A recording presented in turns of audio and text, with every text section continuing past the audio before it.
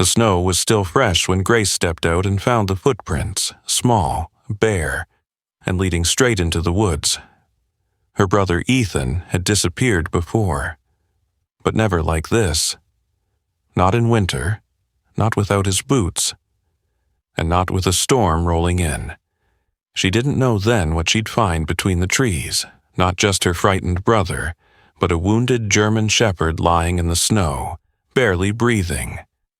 What she didn't know was that this dog wasn't just a stray. He had a name. He had a past. And he was about to change everything. Before we begin this unforgettable story, would you mind sharing where you're from in the comments? And if stories of love, loyalty, and second chances move you, please give this video a like and consider subscribing. The wind howled through the jagged pines of the Montana Rockies, sweeping thick veils of snow across the frozen earth. It was late January, and Livingston, a small town tucked against the base of the Absaroka mountain range, lay blanketed in white. The sky was the color of ash, heavy with the weight of another approaching storm. Visibility was low, and the air carried a biting chill that pierced through wool and bone alike.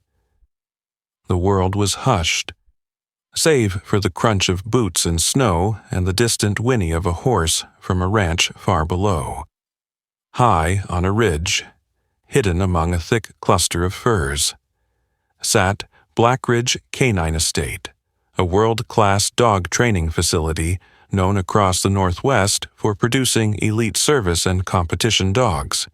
Its tall iron gates, now rimmed with frost, bore the logo of a German shepherd's silhouette etched in silver. Behind those gates, lined kennels, heated stables, and a snow-covered training arena spoke of wealth, precision, and control. Inside, the largest of the wooden cabins, a fire crackled quietly in a stone hearth.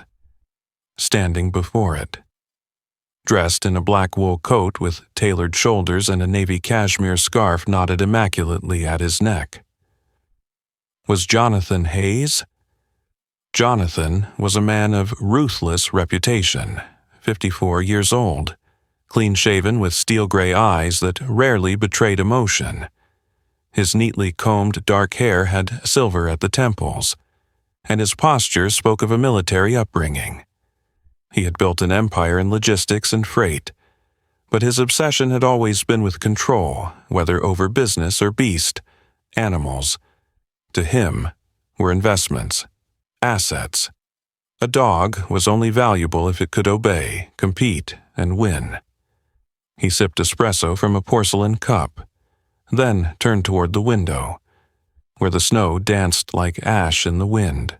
His jaw clenched. Somewhere outside, in a heated kennel, lay his once prized German shepherd, Shadow.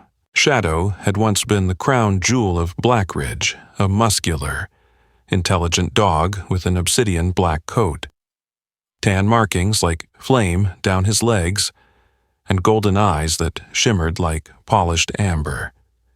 He stood tall for his breed, with a noble frame and ears always perked, alert to every breath of wind. At 3 years old, he had won 2 national obedience championships and placed in multiple agility courses across the country.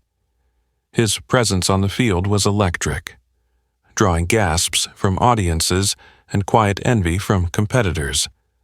But 2 days ago, during a high-speed obstacle run, Shadow had misjudged a leap. His hind leg slipped on a frozen landing platform, and he let out a sharp, echoing yelp that silenced the entire arena. The injury was immediate and severe, a torn ligament. The vet had said recoverable with time, but not guaranteed he would never be the same. Jonathan had taken the news like a man losing a prized car in a crash, not with grief, but cold disdain. "How long before he can run again?" he'd asked, his voice without feeling. The vet had sighed. "Best case 6 to 8 months of therapy. Worst case, he may never compete again." Jonathan had turned his back before the sentence finished. Now, as he stood staring into the snow. He summoned his assistant with a flick of his hand, Mark Willoughby, a wiry man in his 30s with thinning hair and a permanent furrow between his brows, entered quietly. He wore insulated overalls and gloves dusted with straw, and though he was loyal, he had long since learned not to question orders. Jonathan's tone was like the wind outside, frigid and direct. "Take him out tonight, I don't care how far.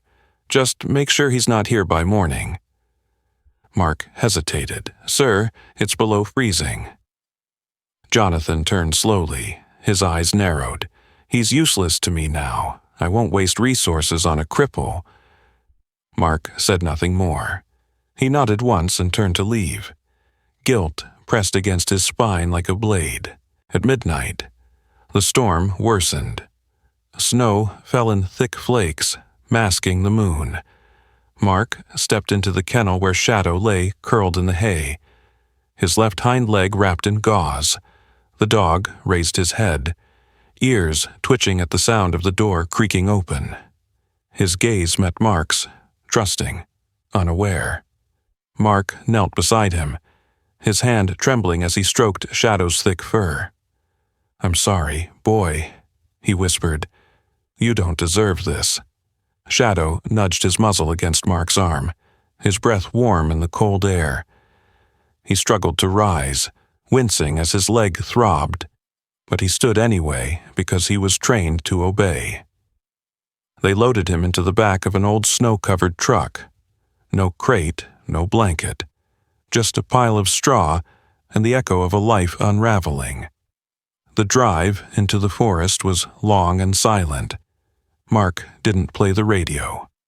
The only sound was the dull thump of Shadow shifting with each turn and the howl of the wind clawing at the windows. Eventually, they reached a clearing near Glacier River, far beyond the reach of town, where the trees stood like silent sentinels and the snow had no memory of roads. Mark opened the back door and Shadow limped out, head low, tail still and silent. The cold bit into his fur immediately. He turned back. Unsure, Mark refused to meet his eyes. He returned to the truck, the engine growling to life, as the vehicle pulled away. Shadow took a few uncertain steps forward, limping through the snow, his paws sinking deep with each movement. He chased for a few seconds, then stopped.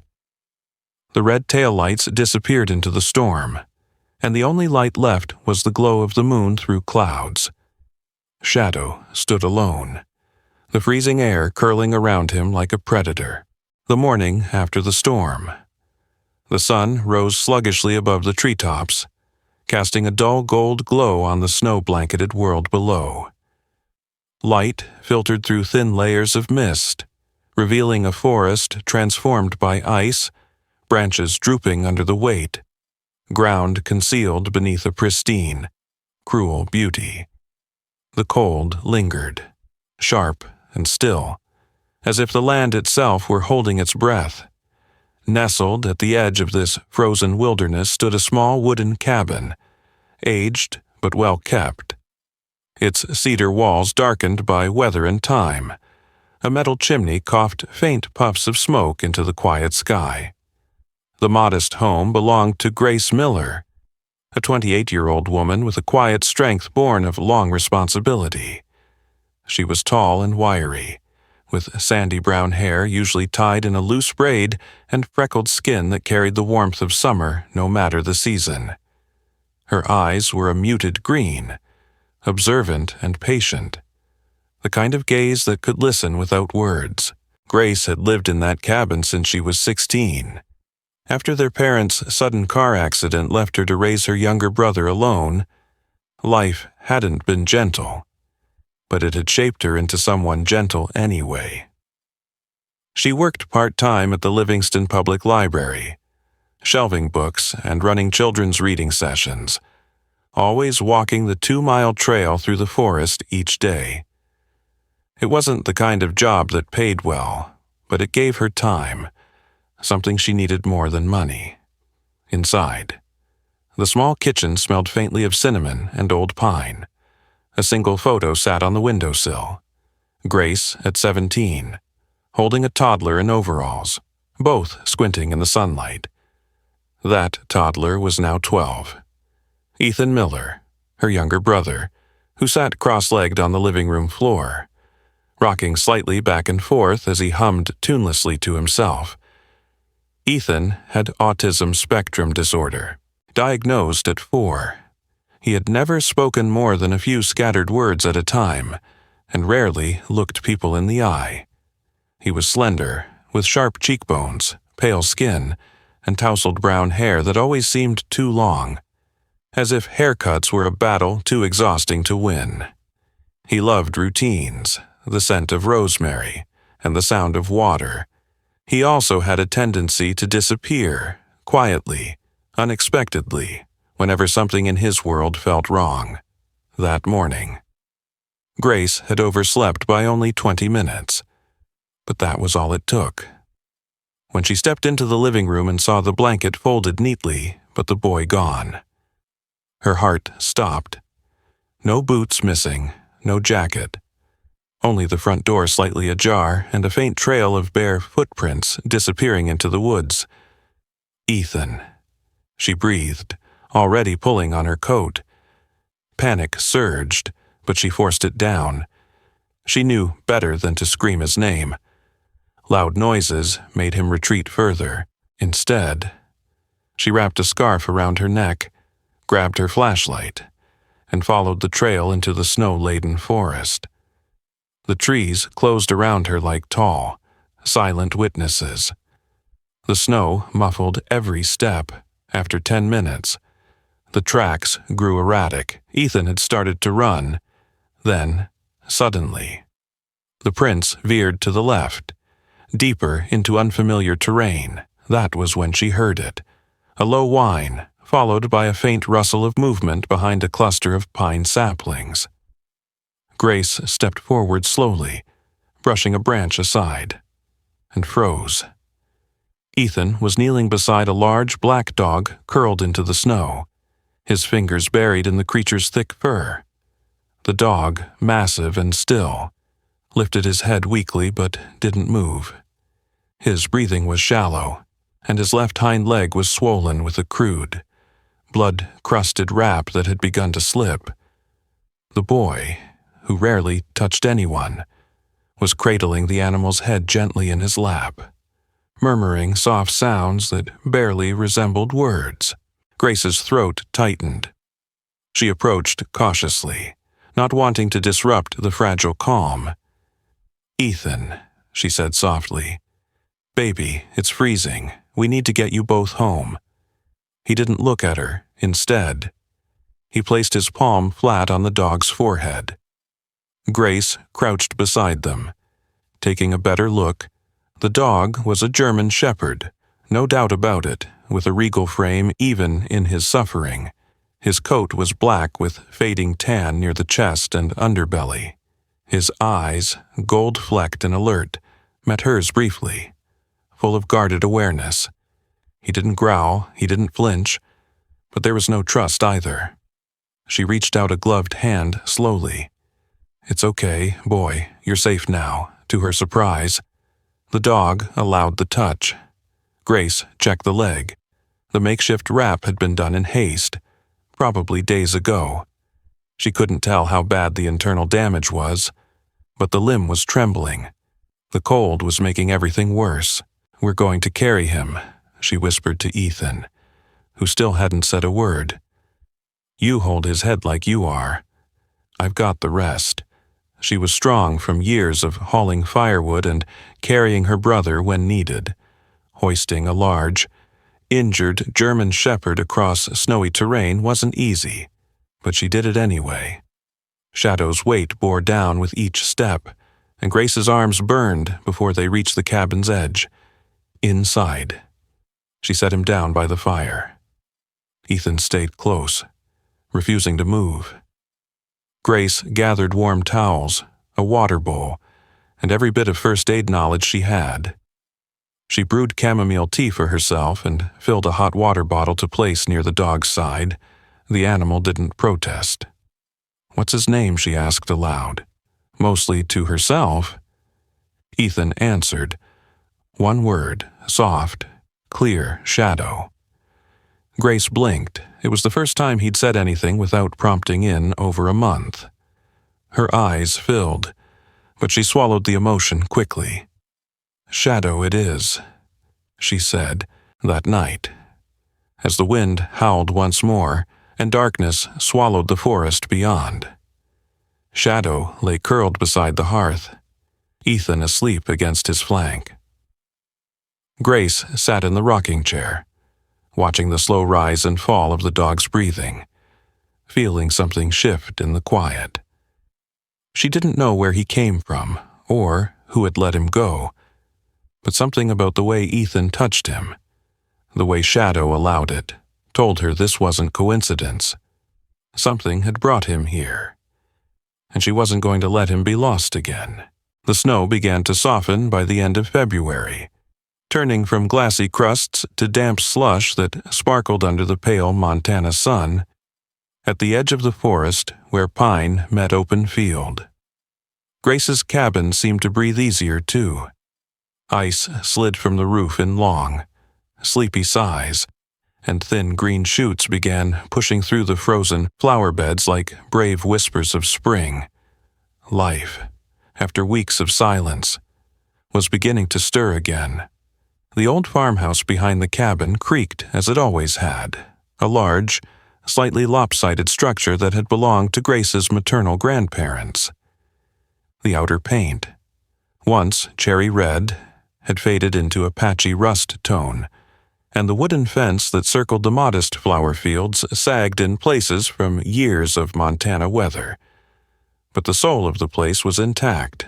Grace had turned one barn into a greenhouse, another into a makeshift animal shed where 3 goats, a retired pony named Buckley, and a grumpy tabby cat named Minnow coexisted with varying degrees of patience.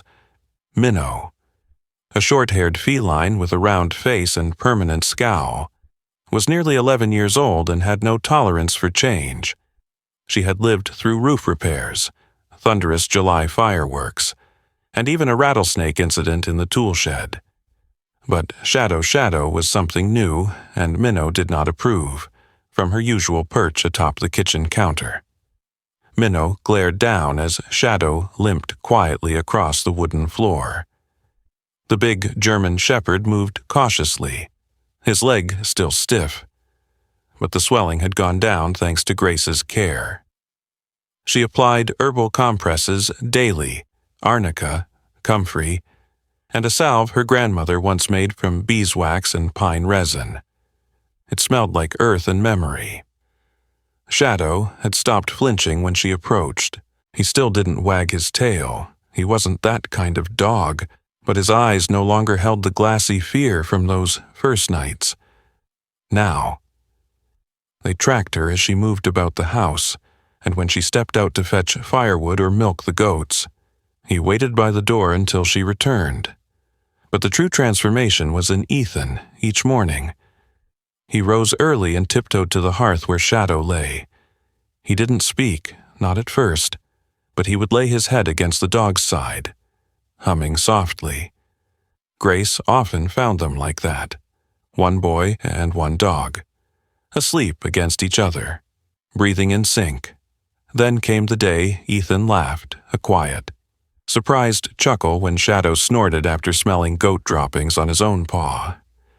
Grace dropped the mug she was holding, and the dam broke within a week. Ethan was speaking in short, deliberate sentences. Shadow's leg hurt, Shadow hungry. I help clean. Grace could barely keep up with the changes.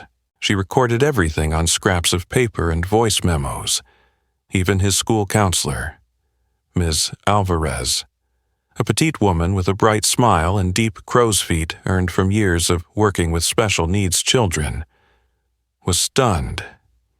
He's responding because he feels safe. She said one afternoon during a phone call, this dog, Grace, He's doing more than any of us could." Grace stood in the greenhouse while talking, her fingers stained with soil from transplanting sprigs of lavender. The sun caught in the dust on the glass panes, turning everything gold. Shadow sat outside in the field, watching Ethan toss small pebbles toward a tin bucket with focused delight. The dog didn't join the game, just sat there, a silent guardian. That afternoon, Grace met Tommy Brinks for the first time. Tommy was the local handyman, a short, barrel-chested man with shoulders like fence posts and a beard that smelled faintly of motor oil. He'd worked on many of the properties around Livingston and had helped Grace patch the greenhouse roof years ago. He was in his mid-40s, wore flannel even in summer, and had a dry wit that people either found hilarious or completely missed. He showed up to fix a leak in the water pump. Announced only by the crunch of gravel in his battered Ford Ranger. "Still running a zoo out here." "Grace," he grunted as she met him at the gate, getting wilder by the day. She replied with a tired smile when he saw a shadow. He whistled low, "That yours, sort of." She said, "He found us." Tommy gave the dog a long look, then nodded. "Looks like he knows where he belongs." The days turned into a rhythm. Grace split her time between her library shifts, caring for the animals, and homeschooling Ethan in the afternoons. Shadow had begun following Ethan around the yard. His limp barely noticeable now. He'd bark when strangers passed too close to the fence, nudged open the door when the wind slammed it shut, and curled beside Ethan at bedtime like a sentinel. One chilly morning, Grace watched as Ethan placed a blanket over Shadow in the barn. It was the same blanket Ethan had refused to share with anyone since he was 4 years old, the one their mother had sewn stars onto the year before she died. Grace blinked away tears. It wasn't just Ethan who was healing. She realized it the first time she went an entire hour without checking the mailbox for bills, or the day she caught herself humming in the greenhouse. Her shoulders, perpetually tensed since their parents' death, had begun to relax. Shadow wasn't just recovering. He was restoring them. Spring arrived in Livingston like a gentle breath after a long-held silence. The snow had melted, leaving behind soggy trails, blooming wildflowers, and the scent of damp bark rising from the forest floor. Birds returned to perch on bare branches, and the goats in Grace's shed bleated with more enthusiasm as daylight stretched later into the evening. The Miller homestead, tucked away beyond the town's last mailbox, had never felt more alive. Inside the old cabin, the wooden floor creaked under Ethan's quick footsteps. He was brighter now, still quiet, still slow to meet a gaze, but lighter. He smiled more. He spoke in full sentences. Grace sometimes caught him whispering to Shadow in the early morning, his hand resting gently on the dog's shoulder, as if seeking assurance that he was still there. Shadow, for his part, had fully recovered. His gait had returned, fluid and confident, though he still carried a faint hesitation in his back leg after long walks. He patrolled the property on his own, chased off raccoons near the compost bin, and barked only when something truly worried him. At night, he slept by Ethan's bed, eyes half-lidded but always alert. One Thursday morning, while Grace was picking up groceries at Dawson's General, Livingston's only store with fresh produce year-round, a familiar voice called her from the register. "Hey, Grace, you seen this?" It was Lena Brooks, the town's postal clerk and part-time news junkie. She was in her late 40s, always wore denim jackets no matter the weather, and had the kind of memory that could recall birthdays from 20 years ago. Her thick blonde hair was usually tied up in a messy bun that somehow always stayed in place, and she had a curious, conspiratorial tone that made even mundane information feel dramatic. Lena held out her phone. On screen was a grainy video posted to a local Facebook group. It showed Ethan and Shadow walking down Main Street a week ago, the boy smiling and the dog striding proudly beside him. Someone had filmed it from inside a cafe, tagging it with, "Look at this amazing service dog bonding with a kid from Miller Ranch. Love seeing heartwarming things in our town." Grace stared. Her mouth went dry. Lena kept scrolling. Things gotten over 20,000 views. A couple of folks asked about the dog. Said it looks like some competition champion they'd seen online. "You know anything about that?" Grace forced a shrug. "He found us. That's all I know." But as she drove back toward the edge of the forest, her fingers tightened on the steering wheel. She hadn't thought to hide Shadow. Why would she in this town? No one cared who owned what, as long as the animals were fed and fences were mended. But now she felt the first stirrings of something else. Fear. 3 days later. That fear arrived in a black SUV. Grace was tending her tulip rows when the sound of wheels crunching over gravel snapped her upright. She turned to find a man stepping out of the vehicle, tall, late 30s, with a sharp gray suit that didn't belong on dirt roads. His hair was slicked back, and a slim leather briefcase hung from his right hand like a warning bell. "I assume you're Ms. Grace Miller?" he asked. Tone even but distant. "I am," she said, wiping soil from her hands. "And you are Daniel Hart. I represent Mr. Jonathan Hayes. I believe you're in possession of a German shepherd named Shadow, registered under Mr. Hayes's ownership." Grace crossed her arms. Shadow wasn't claimed when we found him. He was abandoned, nearly dead. Hart's jaw twitched. That's not how Mr. Hayes sees it. The dog went missing after an injury. He has paperwork, including microchip registration, to prove legal ownership. She looked toward the cabin, where Ethan and Shadow sat on the porch playing a silent game of peekaboo. Ethan ducked behind a pillar while Shadow craned his head, pretending not to see him. Grace turned back to Hart. "He's not a lost dog anymore. He's ours." The lawyer gave a tight smile. "Then we'll pursue the matter formally. Expect correspondence soon." And with that, he left. 2 days later came the journalists. The first was Kendra Lee, a local reporter for the Livingston Daily. She was in her late 20s, with a red pixie cut and a notebook full of names. She spoke quickly, smiled often, and claimed she only wanted the human angle. Then came the regional news from Bozeman, followed by a camera crew from Missoula. They lingered outside the property, filming from the road, capturing slow zooms of the cabin, the fields, the boy, and the dog. Grace refused interviews, but someone else noticed. Ethan began waking up in the middle of the night, sitting upright with wide, silent eyes. Shadow would whine softly, curl closer. Grace tried to reassure him, but he grew more withdrawn each day the reporters stayed. She caught him whispering to Shadow by the woodshed, "Don't let them take you." Then, one morning, they were gone. Ethan and Shadow, no footprints, no note. Grace found the back gate slightly ajar and Shadow's old blanket missing from the barn. Panic struck her in the chest like a hammer.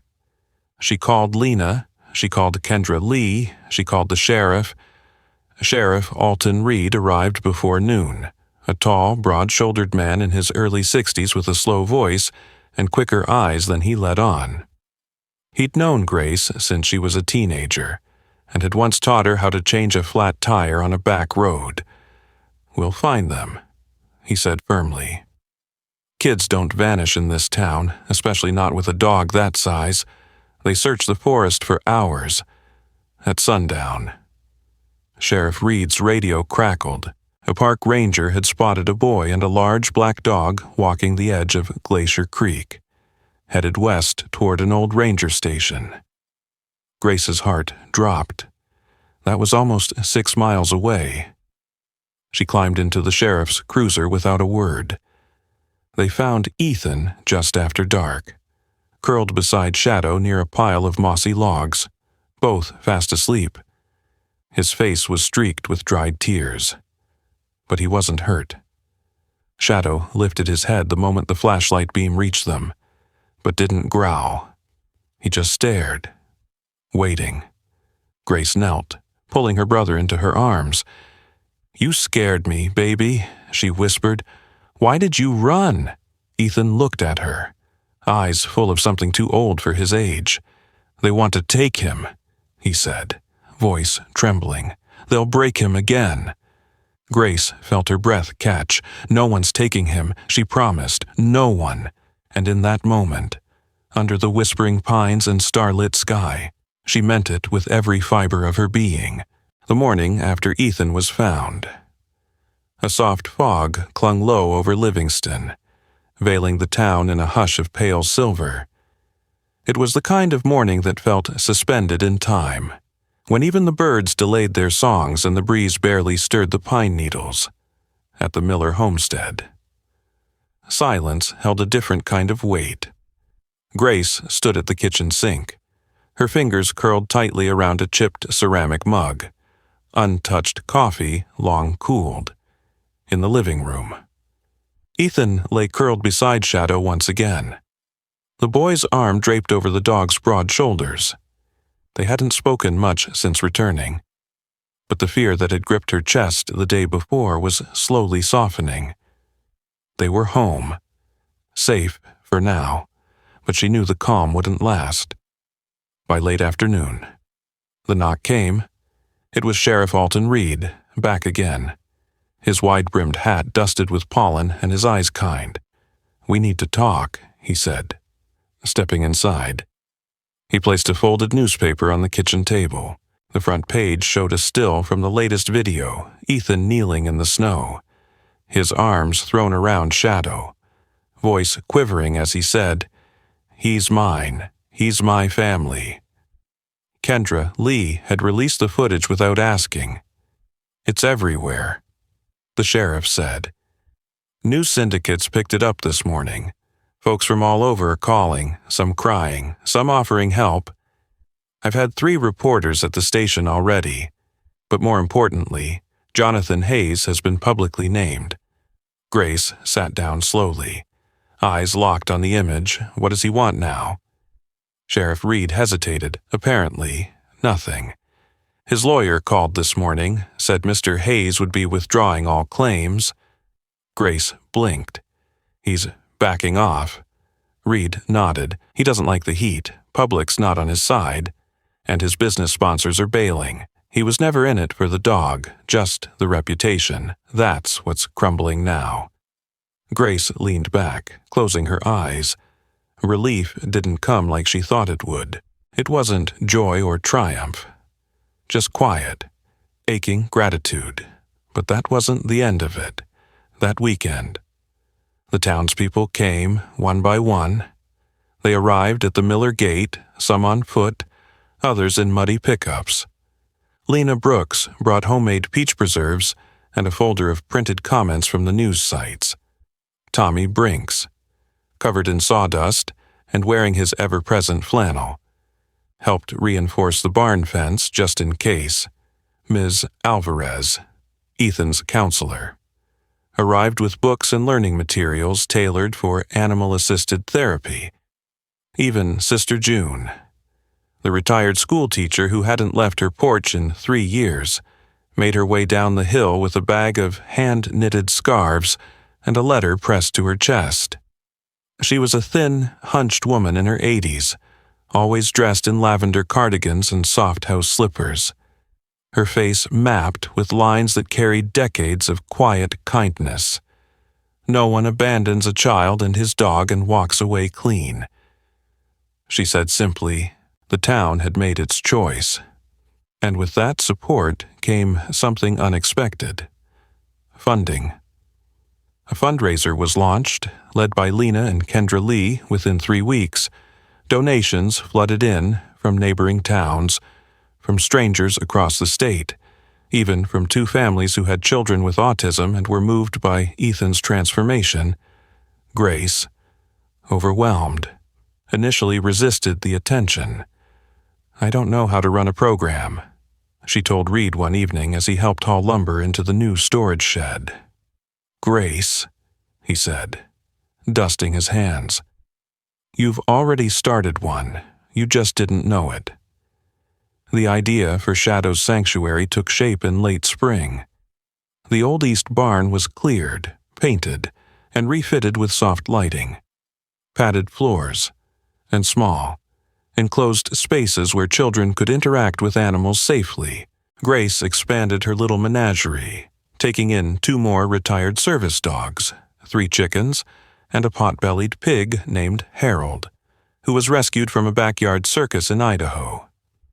Harold was stubborn and lazy, with a coat like a shag rug and a loud, judgmental oink. But the kids loved him. Shadow became the quiet heart of the sanctuary, calm, alert, and steady. He was never far from Ethan's side. Children who hadn't spoken in months slowly began to pet him.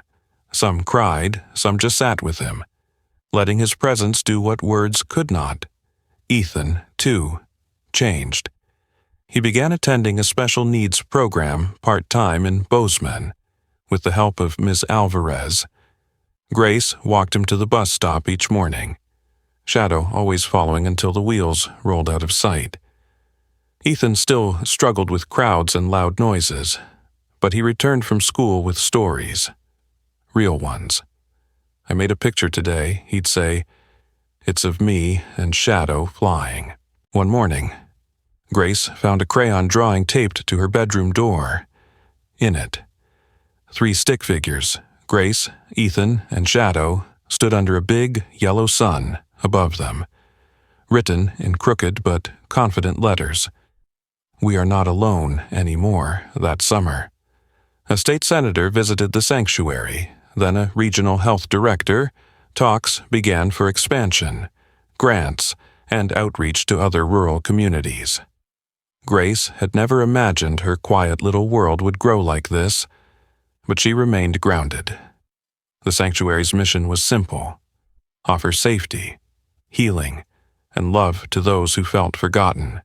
And always, Shadow led the way. One late July evening, as the sun dipped below the Montana peaks, casting long golden shadows across the field, Grace stood on the porch watching Ethan and Shadow run through the tall grass. The boys' laughter rose into the breeze, clear and free. Shadow barked once, joyfully, then slowed to nuzzle Ethan's side. Grace closed her eyes and breathed. They had come through fire and fear, and somehow, through love, through resilience, through a dog the world once gave up on, they had built something no one could take away. Sometimes, the greatest miracles don't arrive with thunder or light from the sky. Sometimes, they come in the form of a wounded dog, a quiet child, or a small act of love in the middle of a storm. Shadow's story is not just about healing a leg or saving a dog. It's about how God can use broken things to mend broken hearts.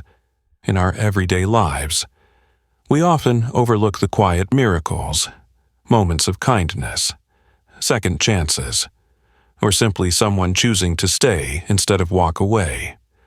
But as this story shows, even the forgotten can become the foundation of something beautiful when love leads the way.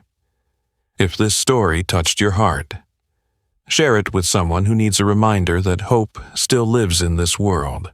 Leave a comment below. What part moved you the most? And if you believe that God still works through ordinary people and unlikely friendships, type Amen in the comments to let your light shine. Subscribe to the channel for more stories of faith, healing, and the kind of love that changes lives. May God bless you and keep you, just as He watched over Grace, Ethan, and Shadow. Let this be our prayer today. May every wounded soul find a home. May every silent cry be heard, and may every shadow find their light. Amen.